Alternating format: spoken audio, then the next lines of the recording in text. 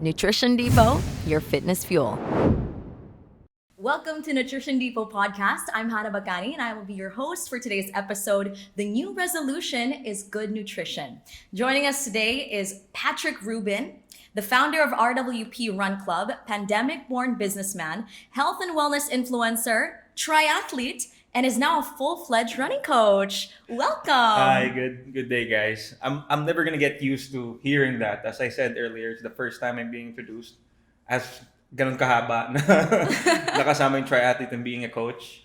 And it's nice to hear that. Oh, it's real. You are an inspiration. Sometimes you don't believe it because you're living in the moment. From where I came from and to where I am now, it's sobrang layo. I'm so excited to get to know you finally. I've just seen you on Instagram, scrolling through the pandemic. I was like trying to find an exercise that is outside and I see you running.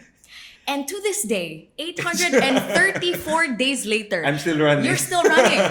So paano nangyari yun? I want to get to know your story. And off cam, we were talking and you're actually a party boy. Yes. Before the pandemic started, actually, my life was the party. Mm-hmm. As in talagang, I do events. I manage DJs and MCs. Mm-hmm. We do parties in clubs. We do small festivals like in Manila and in La Union. So yun yung buhay ko. I drink from the whole week. Sunday to Sunday, I drink. Grabe yung stamina mo. Iba yung stamina mo naman. Na-transfer siya ngayon sa running. Okay, perfect. Pero yes, that was my life before the pandemic. How did you overcome that? And I heard you were actually 110 kilos at your peak. Yes, yung peak ko talaga 110 kilos ako. When I started it sa pagkain, una kong ginawa was I cut everything in half. For example, I ate like 3 cups of rice per meal. Ginawa ko siyang 1.5. Doon ako nagsimula. Tapos, sobrang hirap nun kasi sanay akong kumain ng ganun kadami. Cutting it in half, yung grabe yung discipline na kailangan. Tapos yung you have to know your why. After nun, eventually, natuto ako magtimbang ng pagkain kasi syempre, hindi mo naman makukuha ng half-half lang eh. Eventually, in the journey, natuto na ako magtimbang ng food. So you went in a caloric deficit? Yes. Pero nung simula, hindi ko alam kung ano yung calorie deficit. Basta half lang ng pagkain. And then while you were dieting, were you also moving? How did that start for you? Yes, nung nagsimula akong mag-diet, nauna yung workout bago ako mag-diet. Kasi before akala ko, the more exercise I do, kahit marami akong kainin, okay lang kasi nag-exercise ka naman eh. Pero eventually, in the journey, natutunan ko na hindi eh. Kailangan mo rin babaan talaga yung kinakain mo. What were the pain points like for you? The struggles? Actually, yung struggle, lalo na when we were in lockdown, was yung controlling, parang yung food, na-realize ko parang drug siya. Addicting siya, no? Addicting siya eh. When you're feeling sad nung pandemic, when you're depressed, kain. Pag masaya, kain. Kaya I think, yung control na kaya mo siyang hindian, yun yung pinakamahirap gawin. So sa mga siguro, if you're nagsisimula ka, gusto mong simulan, yung suggestion ko talaga, una kong ginawa kasi is cut whatever you're eating in half, and then eventually, gusto mo talaga siyang seryosohin. Pwede mo doon ka na mag-dive into calorie deficit and counting your calories talaga. Because that's what's gonna work. Especially for beginners, it's super intimidating to go straight into the weight. Yes, so kasi what we see in social media, especially sa nakaka-intimidate siya, di ba? Nakikita mo yung mga influencers na ito yung kinakain, pinoportion, di ba? So iniisip lagi ng tao dapat ganito lang. Pero if talagang ngayon ako sa journey ko, I still eat the things I ate before, pero syempre in moderation na lang. Kumakain pa rin ako, iniisip niyo bawal crispy pata, kumakain pa rin ako niyan. Lechon kawali, yes, lahat ng kinakain ko dati, kinakain ko pa rin ngayon, pero in moderation. Minsan 2-3 piraso lang just to have the taste of it. Kasi syempre everything na sobra masama. So you have to have in moderation lang din. So let's take it back to pre-pandemic. What was your typical diet like from start to finish? Breakfast, lunch, dinner? Breakfast ko, syempre galing inom. Minsan nagluluto ko ng sinigang, bulalo. Kung ano maisipan ko, tinola, lulutuin ko. Kasi usually, hindi ako umuwi sa bahay ko, pagkas ng inom. It's either I go to a friend's place, tapos doon ako magluluto, lahat kami kakain sabay-sabay. Tapos lunch, kung ano lang din maisip ko. Minsan nag-order out. Favorite ko lugaw eh. Tapos, pero lagi akong humingi extrang taba. Favorite ko yun. Tapos minsan laman loob. Yan. Tapos sa dinner, whatever is there, talagang fast food actually eh. Fast food eh. Lagi food pantasuki ako dyan eh. Or whatever kung ano ba dyan. Basta kung ano maisip kong kainin yung pinakain ko. When you started your fitness journey, how did it change for you? a typical eating day? What I did was, yun nga, I cut it in half. I still ate the same thing. Pero, now, nag-workout na ako. I ran, I yoga, I calisthenics. Meron akong ginagawa, hindi na lang yun. So for today, as you now, Patrick Rubin, with all your workouts, what's a typical day in your life eating? In the morning, electrolytes, and then saging, water. That's all I eat. You need, tinry ko kasi yung dati, yung naka-fasting ka, tapos tatakbo. It doesn't work for me. Lagi ako malapit ng mahimatay, mga ganun. Trial and error. Yes. Subukan mo rin talaga lahat what works. Tapos, I eat 3 meals a day. Okay. Breakfast, lunch, and dinner, that's it. Tapos wala akong meals in between. Just breakfast, lunch, and dinner, yun na sa akin. What's on your plate usually? I have carbs, protein, gulay, hindi ako masyadong kumakain. Pero Working 2024 resolution, more kumain gulay. Kasi kailangan din siya fiber. Pero yeah, yun lang. I love it. The transition was very seamless. I still eat the things I ate before, pero syempre in moderation na lang. What do you avoid now at all costs? Ay, wala. Ay, hindi. Pero I avoid mga things na pwedeng maka-gout, uric acid kasi nasa lahi namin. Personal na yun. Yeah, personal na yun. Pero kasi, syempre, I think yun yung isa sa mga singil sa akin ng pinaggagawa ko. I have a problem with uric acid. Isang maling kain ko lang ng medyo malakas sa uric acid, I'm not gonna be able to walk or run the next day. I like your take on diet and nutrition because I think it's applicable to all. Know what you like and then just manage the portion. Oo, tsaka dapat alam mo kung ano yung bawal sa'yo. Alam ko maraming nanonood dyan, may mga gout. Shout out sa inyo! Hi guys! Hindi, kasi syempre with what I'm doing now, dapat mindful ako di ba, I'm running every day. Isang mali ko lang sa pagkain, pag ginaut ako, hindi ako makakatakbo bukas. Kasi that's how painful it is. Mahanginan lang yan, nasakit niya. Part of consistency in the workout is also consistency in your sa diet. nutrition, yun. So dapat talaga mindful na rin sa pagkain. Pero wala akong iniiwasan, yun lang yung mga medyo uric acid. How did you come from there to the pandemic? How did you find your journey in fitness? Actually, a lot of people are asking me this talaga, parang what ticked in you, what changed, ano yung kailangan mong gawin. For me talaga, the way I started is I didn't have a choice. We were all locked up during the pandemic. I started sa fitness journey ko with yoga. Yun muna yung ginawa ko kasi we couldn't go out of the house. So I tried to look for ways na mag-lose ng weight or just to get the mental clarity that I already have now na kasi diba nung pandemic, ang gulo-gulo ng lahat. Everybody was locked in the house. You didn't know what to do. So I tried yung inuman with friends. Para may limitation siya Tapos when I got tired of that, doon na ako napunta sa yoga. Then after calisthenics, nung pwede nang lumabas, that's when I started running.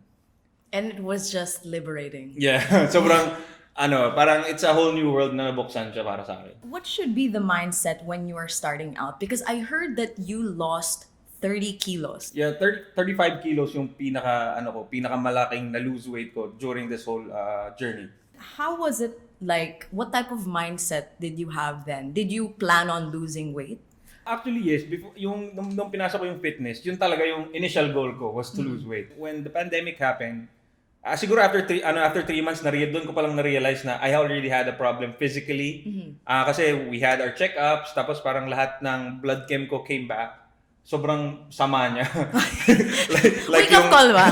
Yung BUN, creatinine, cholesterol, everything na pwede mong isipin na mataas.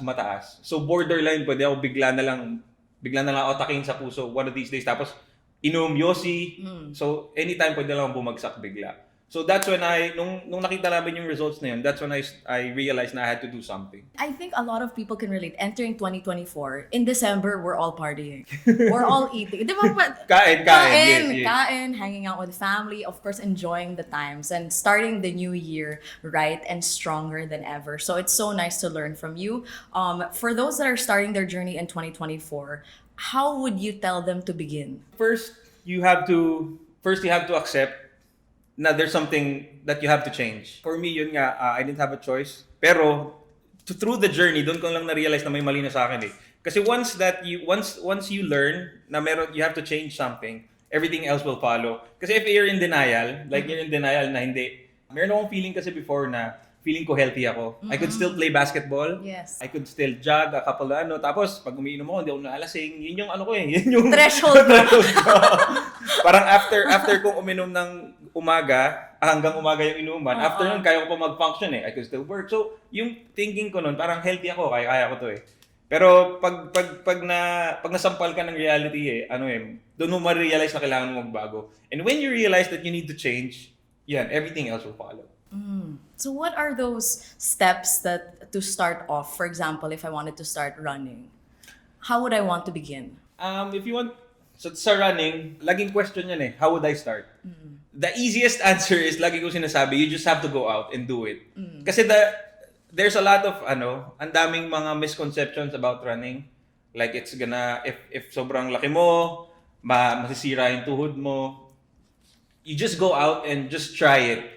Parang sinasabi nila lagi na you just have to put one foot in front of the other. It doesn't have to be, kasi I know a lot of people are intimidated by the distance. Nakikita nila yung mga tao nagpo-post. Kunyari, may kita nyo ako, tumatakbo ko 12 kilometers. Hindi naman kailangan na gano'n kahaba agad. You can start off ng 10 minutes or even 5 minutes if yun lang yung kaya mo. It doesn't really matter what you do, basta you have to start.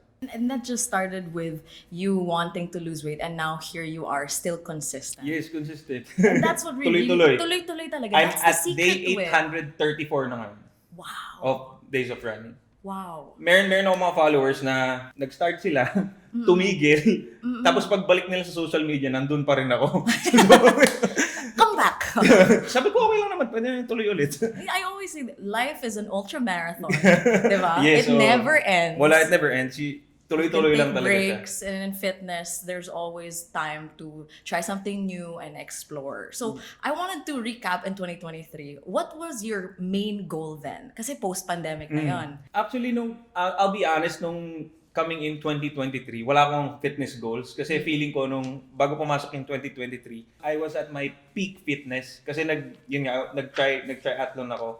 I joined the 5150 ng Ironman. Yes, yun yung first ko yun. Grabe ka. Ano ako nun? Yun yung pinakapayat ko, 75 kilos. Monday to Sunday, I bike, I swim, and I run. Tapos nag-gym pa ako sa gitna niyan. So kahit anong kainin ko nun, parang wala, nasusunog na sa lahat So coming in 2023, wala akong fitness goal. Siguro mga hanggang March, wala akong fitness goal. Tapos eventually, when a lot of things happened, doon na lang ako nagkaroon ng fitness goal bandang dulo lang, parang just to maintain my fitness. Kasi parang naging goal ko ng 2023 is to build yung community ko. Pero yung sa fitness, konti just to maintain what I have. Tapos inspire other people na to share my journey, ganun. I think that is your main purpose. Yeah. In 2023, building that community, that's what sets you apart because you are so real on social media.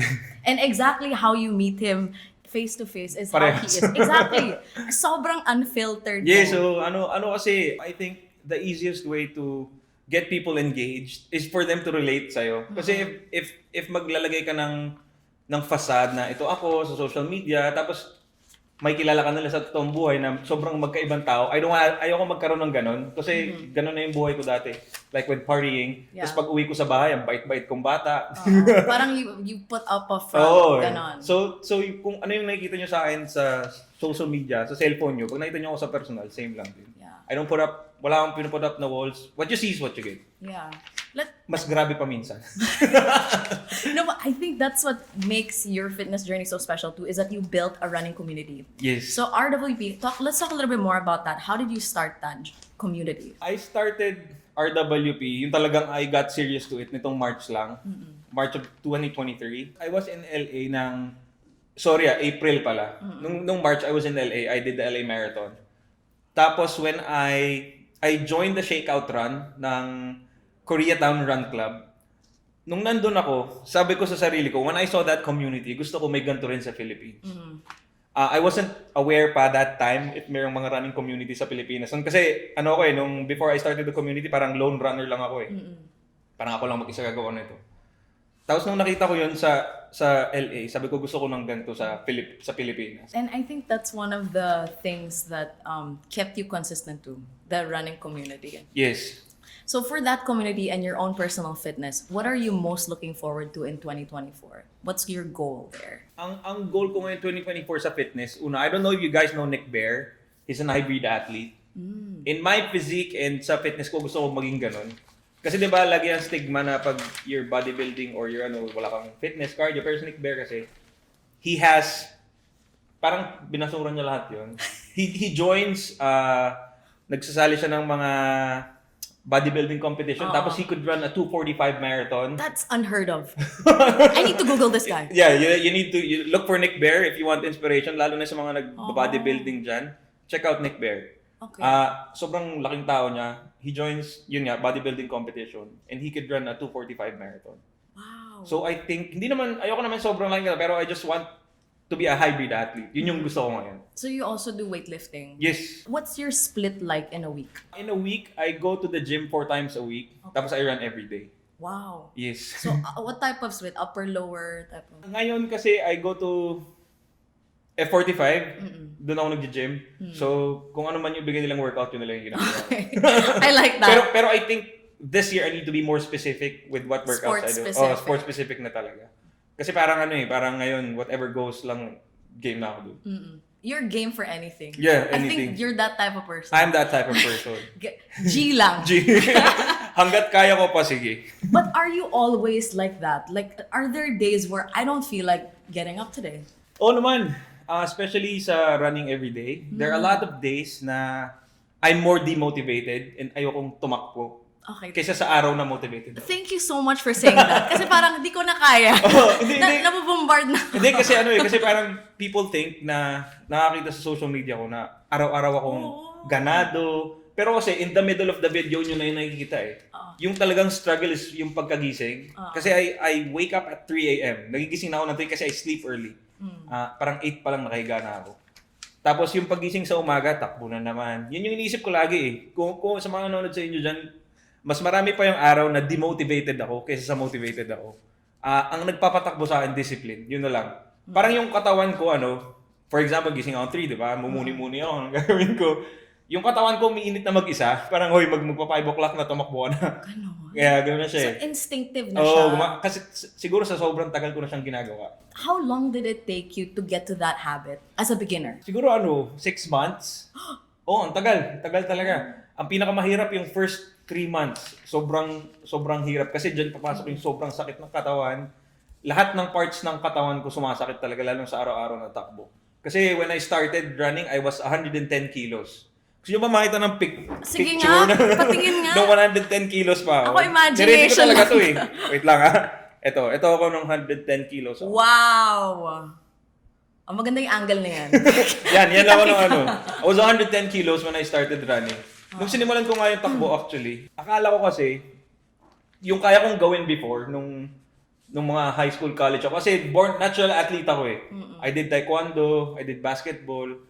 Tapos syempre sa workouts namin, may takbo. Nung start ko yung takbo, akala ko kaya ko pa rin gawin yung ginagawa ko dati. Tapos parang pa lang, 300 meters pa lang. hirap na ako. Na-check yung ego mo doon. Kala mo pares ka pa rin. Alam mo Yeah. But wow, like that's incredible. And you just really, it's a mindset thing. Sa utak talaga siya. So what do you think of during that moment? Like when you're running long distance, what do you think of? Some people are like, I hate this. I want it to end. Usually sa akin sa simula lang ganyan Pero once na uminit na yung katawan ko, mapawisan na ako, tapos lalabas na yung araw. Wala na, tuloy-tuloy na siya. Makakalimutan ko na siya na, ayoko pala siyang gawin. Parang nawawala na yun. Tuloy-tuloy na siya. And then do you listen to music? So when I started, I was relying on music really. Parang dati dati kung walang music hindi ako makatakbo. Okay. Pero eventually kasi when you get into longer running, mas magugustuhan mong kinakausap yung sarili mo. You figure out a lot of things while you're running. Ako sa akin, ang dami kong na-figure out. Kunyari may problema or may pinagdadaanan. Mas gusto kong naririnig yung thoughts ko kasi walang distractions, walang music, wala kang kinakapitan na ibang bagay. Sarili mo lang. Kasi sometimes that's the hardest thing to do is to talk and listen to yourself. Yeah. So I think before music. Ngayon sometimes I do reflection. Reflection. Gusto ko yan. Yes. So very meditative siya. Okay. I'm sure a lot of people are also listening to this podcast right now who are running and working out. So go you. We're rooting for... Kausapin mo yung sarili mo. Kausapin mo yung sarili mo. Say it with us. You're doing well. Yes, you're doing well. Yeah. You're on the right path. You're on the right path. I love it. So as a coach, what are the strategies you use to keep your clients motivated and engaged during the workouts? Kasi personally, kaya mo. Pero how do you translate that? Actually, per student or per athlete, iba-iba siya eh. Depends on ano yung nag-stimulate ng ano nila, ng gigil or ng motivation para sa kanila. Pero isa sa mga bagay na, of course, na para ma-motivate or gawin nila yung dapat nilang gawin, is lead by example. If nakikita nilang ginagawa ko, that's one way of motivating them and showing them na whatever I'm going through, kahit anong ginagawa ko sa buhay, ginagawa ko pa rin siya. I think yun yung isang pinaka-importante na pinapakita ko sa mga students ko. Na I do it, so you don't have a reason to not do it. Yeah, if I can do it, Yeah, you can do it you too. can do it. Kasi let's be honest sobrang daming pwedeng pinagdadaanan ng lahat ng we don't know what each person is going through. Di ba? Pero if meron kang pinangahawakan na isang tao na who you nakikita mo na he's doing everything araw-araw kahit anong nangyayari sa buhay niya. Di ba? I think that's good motivation for everyone. Yeah.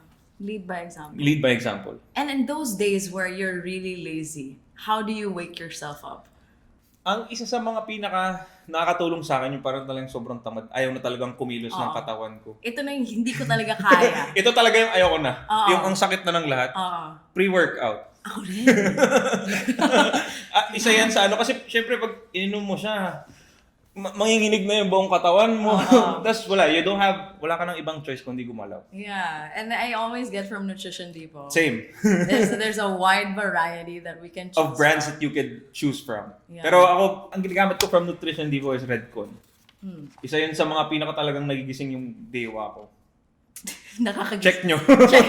Highly recommend. 10 out of 10. Yes. What are your takes on supplements and vitamins? And again, what supplements do you take? Actually, ngayon, una, I have protein powder. Tapos I have a couple of vitamins that I use. Vitamin B12, magnesium, lion's mane, and fish oil. Oh. Yun yung mga sabi ni Google, Trifecta yun yung yun. yun yung good for runners. Actually, I think in general, okay siya sa katawan natin. I never really, before I got into coaching or before I got into running, hindi ko pinapansin yung vitamins eh. Tapos eventually, syempre, when you really dive into it, kailangan siya ng katawan natin eh. Hindi naman lahat nakukuha natin sa pagkain. So sometimes our body needs help to get those vitamins na kailangan natin. Question ko lang. What's your favorite flavor of protein? Vanilla. Nutribio. Yeah, Sarap, diba? Sobrang actually very picky rin ako sa Texture. Sa texture tsaka hindi sa nilalagay ko sa katawan ko. Kasi let's be honest, lahat daming brands diyan na hindi natin alam kung saan galing or pero 'di ba? I think Nutribio is one of the pinaka okay para sa akin Try nyo rin para alam nyo. I also recommend it. Magsama-sama tayo. Nutribio. I love it. Okay, so to wrap everything up, I want you to give us 5 best tips in staying fit and healthy. 5 best tips. Una is stay disciplined. I know a lot of people rely on motivation if you want to stay yung sa fitness pero motivation comes and goes. Like I said kanina, sobrang daming araw na mas demotivated ako kaysa motivated ako. So stick to discipline. Motivation can get you started.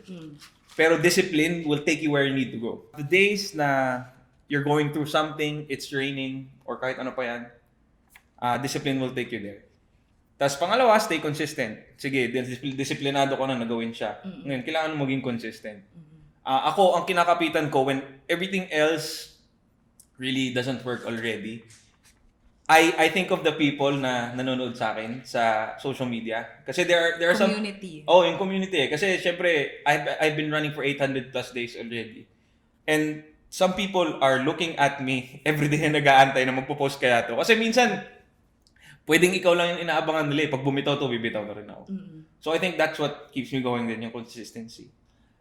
Tapos, number 3, try to find a community. Whatever community it may be, running, volleyball, basketball. Kahit ano bang community yan. Just because we're focusing on running and weightlifting doesn't mean that's the end all. Sobrang daming ibang communities dyan na sports na pwede. Whatever floats your boat, go for it.